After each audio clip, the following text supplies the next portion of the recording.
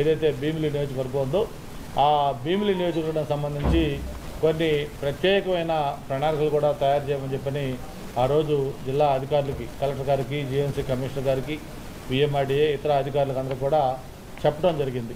ప్రత్యేకించి విశాఖపట్నానికి త్వరలో మెట్రో ఏదైతే ఎన్నో ఏళ్ల మించిన కళ, అటువంటి మెట్రోకి కూడా ప్రణాళికలు సిద్ధం చేస్తూ ఉన్నాం. త్వరలోనే మెట్రో రాబోతూ ఉంది. దాంతోపాటు ఒక 12 ఫ్లైఓవర్స్ నగరానికి ఈరోజు ప్రధానమైన సమస్య ట్రాఫిక్ సమస్య. దాని మీద కూడా ఈరోజు ఆ కన్సల్టెంట్లు స్టడీ చేశారు. ఎక్కడెక్కడ ఈ ట్రాఫిక్ ఎక్కువగా ఉంటుంది ఆ జంక్షన్స్ ఐడెంటిఫై చేసి ఇవన్నీ కూడా ఫ్లైఓవర్స్కి, దాంతోపాటు భోగాపురం ఎయిర్పోర్ట్కి ఫేజ్ 1 మొత్తం విశాఖపట్నం నుంచి అక్కడ దాకా కూడా ఒక ఎలివేటెడ్ ఎక్స్ప్రెస్ హైవే ఇది ఒకటి చేయాలనేది.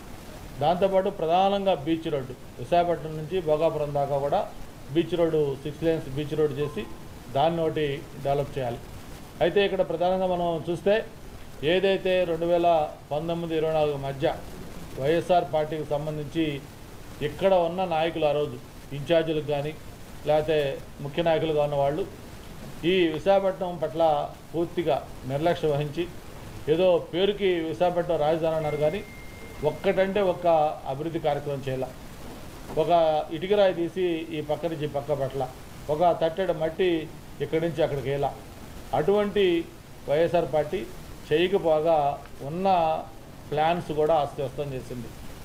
ఆ రోజు ఇన్ఛార్జిగా ఉన్న వ్యక్తి ఏదైతే మాస్టర్ ప్లాన్ రోడ్స్ అవన్నీ కూడా వాళ్ళకు అనుకూలంగా, వాళ్ళకి ఎక్కడైతే భూములు తీసుకున్నారో అటువంటి చోట్ల వాళ్ళకి బెనిఫిట్ అయ్యే విధంగా ఆ మాస్టర్ ప్లాన్ కూడా అనకొండలాగా మెలకలు తిప్పుతూ దాన్ని వాళ్ళకి ఇష్టం వచ్చినట్టు ఏదైతే అధికారులు అంత ముందు తయారు చేశారో ఆ మాస్టర్ ప్లాన్ అంతా కూడా వాళ్ళ ఇష్టానుసారం దాన్ని మార్చేసి దాన్ని అస్తవ్యస్తం చేసి దాన్ని చేయడం జరిగింది.